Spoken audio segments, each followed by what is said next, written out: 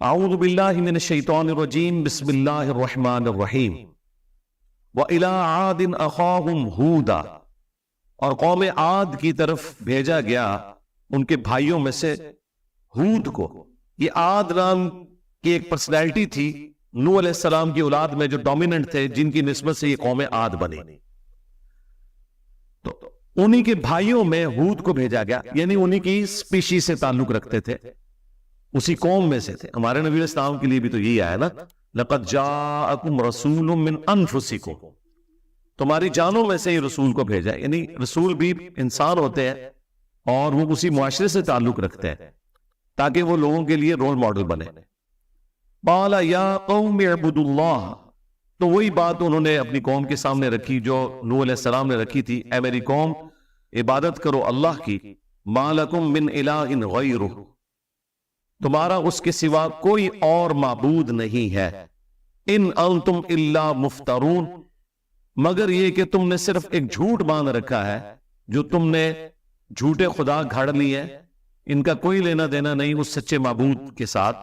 یہ اس معبود کی تعلیمات نہیں ہے۔ یا قوم لا اسألکم علیہ اجرا، اے میری قوم میں اس دعوت و تبلیغ کے بدلے میں جو تمہاری آخرت بنا رہا ہوں، تمہیں اللہ کا تعارف کروا رہا ہوں، قیامت کے دن کا ڈر سنا رہا ہوں، اس کے بدلے میں تم سے کوئی اجر نہیں مانگتا۔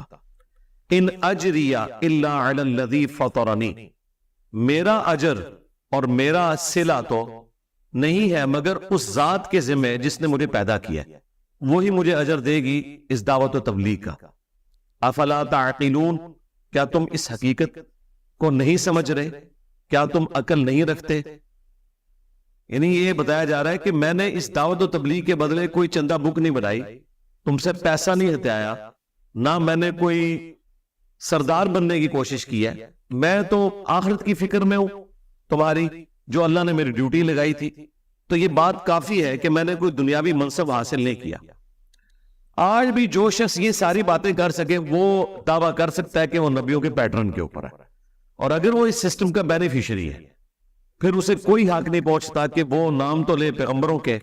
اور ان کی دعوت کے اور خود بینیفیشری ہو اس سسٹم کا۔ وَيَا قَوْمِ اسْتَغْفِرُوا رَبَّكُمْ، اور اے میری قوم استغفار کرو اپنے رب کی طرف،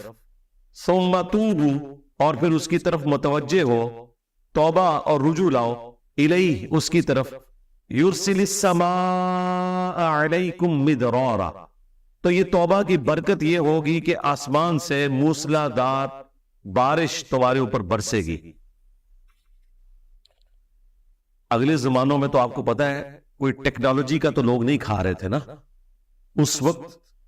تو سورس آف انکم اور زندگی گزارنا اسی بارش کے اوپر، جو بارانی ایک معاملہ ہوتا تھا، زمین اگاتی تھی، آپ کھاتے تھے، 2 وقت کی اپنی روٹی پوری کرتے تھے اور رات کے وقت سو جاتے تھے، پھر صبح اٹھ کے وہی مشقت۔ آج تو زندگی بالکل بدل چکی ہے نا جی، آج جو ذریعہ معاش ہے وہ بالکل ڈیفرنٹ ہو چکا ہے۔ آج جو ہمیں تکلیف معاش کی کاٹنی پڑ رہی ہے پہلے یہ والی نہیں تھی، 2 وقت کی روٹی، اور وہ چیز آپ کو یہاں پہ سمجھ آئے گی کہ انہیں کیا بات کی جا رہی ہے کہ اللہ کی طرف توبہ لاؤ، اس کی طرف رجوع لاؤ، تو دیکھو وہ آسمان سے موسلا دار بارش تمہارے لیے نازل کرے گا، تمہارا رزق۔ وَيَزِدْكُمْ قُوَّةً إِلَىٰ قُوَّتِكُمْ، اور وہ تمہاری قوت میں اور قوت کا اضافہ کر دے گا، فائنینشیل ریسورسز تمہارے لیے آ جائیں گے، پلس یہ کہ تمہیں اولاد دے گا۔ اس وقت تو قبائلی سسٹم میں اولاد جو ہے نا وہ ایک ذریعہ ہوتی تھی قوت کا۔ وَلَا تَتَوَلَّوْا مُجْرِمِينَ، اور دیکھو کہ مجرم نہ بنو اس کی طرف سے روگردانی کرتے ہوئے۔ اب یہ مختصر سی دعوت تھی توحید کی، آخرت کی، اور اس کے اگینسٹ اللہ تعالیٰ کی طرف سے نعمتوں کی۔ اب ذرا جواب سنیں، یہ وہی جواب ہے جو آج بھی مسلمان آپ کو دیں گے، الفاظ چینج ہیں، تھیم وہی ہوگی۔ قالوا یا ہود، انہوں نے کہا اے ہود، ما جئتنا ببینہ، تو ہمارے پاس کوئی دلیل تو نہیں لے کے آیا، کوئی ایسی ہے جسے ہم قبول کریں۔ وما نحن بتارکی آلہتنا عن قولک، اور نہ ہم اپنے خداؤں کو چھوڑنے والے ہیں جن خداؤں کی وہ عبادت اپنے آباء و اجداد کی پیٹرن کے اوپر کر رہے تھے، صرف تیرے کہنے کے اوپر۔ وما نحن لک بمؤمنین، اور ہم کبھی بھی تیرے اوپر ایمان لانے والے نہیں ہیں. ان نقول، ہم تو بس تیری اس دعوت کے جواب میں یہی تجھے کہیں گے، الا تراک بعض آلہتنا بالسوء، کہ تجھے ہمارے ہی کسی خدا نے دماغی خلل کے اندر مبتلا کر دیا. یہ جو تو بہکی بہکی باتیں کر رہا ہے نا، یہ ہمارے کسی بزرگ کی مار پڑ گئی ہے تیرے اوپر. تو اب اس قسم کی گفتگو آج بھی لوگ آپ کو کرتے سنائی دیں گے کہ جی اے اللہ دی مار پی گئی ہے جی، یہ ساڑھے بزرگوں نے ہی پی کے رہے. بھئی کسی کے بزرگ کو نہیں ہم پڑھے، ہم تو ان لوگوں کو بے نقاب کر رہے ہیں جنہوں نے رسول اللہ کے ساتھ غداری کی ہے صلی اللہ علیہ وآلہ وسلم. یعنی دوسرے معنوں میں وہ لوگ جو خود اس امت کے لیے مصیبت بنے ہوئے تھے، اس امت کو اس مصیبت سے نجات دلانے کی کوشش کر رہے ہیں. چلے اگر وہ نہیں تھے تو ان کی تعلیمات، چلے ان کی تعلیمات بھی نہیں تھی تو ان کی طرف منسوب تعلیمات، اگر ہم نے ایک ٹن حسن زن رکھنا ہے اپنے سر کے اوپر. قال انی اشہد اللہ، تو حضرت ہود علیہ السلام نے اس کے جواب میں کہا کہ میں تو بے شک اللہ کو گواہ بناتا ہوں، واشہدوا انی بریء مما تشرکون، اور تم بھی گواہ رہنا کہ جو شرک تم کر رہے ہو میں اس سے اعلان برات کرتا ہوں، یعنی میں ایک اللہ کا ماننے والا ہوں، میں اس شرک کے اندر تمہارا ساتھ نہیں دوں گا. من دونی، اس کے سوا، یعنی اللہ کے سوا جو تم نے شریک ٹھہرائے ہیں نا، میں ان کی عبادت کرنے والا نہیں ہوں، ان سے اعلان برات کرتا ہوں. فَكِيدُونِي جَمِيعًا ثُمَّ لَا تُنظِرُونَ، پس تم نے جو سازش کرنی ہے نا میرے خلاف، سب کے سب کر لو مل کر، اور اس کے بعد مجھے مہلت بھی نہ دو. یعنی وہی بات ہے کہ وہ کہتے ہیں نہیں بزرگ نگاہ مار کے یہ کر دیتے ہیں، تو حضرت ہود علیہ السلام نے بھی کہا نا کہ جو تم نے یہ بزرگ کھڑے کیے ہوئے ہیں اپنے آلہہ جھوٹے، ان سے جو بن پڑتا ہے نا انہیں کہو کہ کر لے. انی توکلت علی اللہ، بے شک میں نے اللہ ہی پر بھروسہ کیا، ربی، جو کہ میرا رب ہے، وربکم، اور وہ تمہارا بھی رب ہے، میں اسی پر بھروسہ کرتا ہوں. انہوں نے چونکہ کہا تھا نا کہ آپ کو مار پڑ گئی ہے ہمارے بزرگوں کی، ہمارے آلہہ کی، تو انہوں نے کہا ٹھیک ہے، اگر مار پڑی ہے یا نہیں پڑی ہے، اب جو کر رہے ہیں تمہارے بزرگ کر لیں جو میرا بگاڑ سکتے ہیں. اچھا اس طرح کی باتیں آج بھی ہم کریں نا حضرت ہود علیہ السلام کے پیٹرن کے اوپر، تو لوگ کہتے ہیں جی گستاخی کر رہے ہیں. یہ ہم کریں گے نا. میں نے اب یہ بات جب کی تھی کہ یار آپ لوگ تخت بلقیس کی مثال دیتے ہو تو ٹھیک ہے، وہ تو اسٹیبلش ہے. اگر آپ کہتے ہو ہمارے بزرگ بھی یہ سب کچھ کر سکتے ہیں تو لاؤ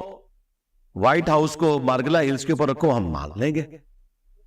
حضرت ہود علیہ السلام نے تو اس سے بھی سخت بات کی ہے کہ تم کہتے ہو کہ میرے اوپر مار پڑ گئی ہے، تم بلا لو جتنے بزرگ ہیں جو مار ڈالنا چاہتے ہیں وہ ڈال لیں. میں نے تو اللہ کے اوپر بھروسہ کیا ہے، میں اسی کے اوپر توکل کرنے والا ہوں، اور مجھے مہلت بھی نہ دینا، کر لو جو کچھ ہوتا ہے.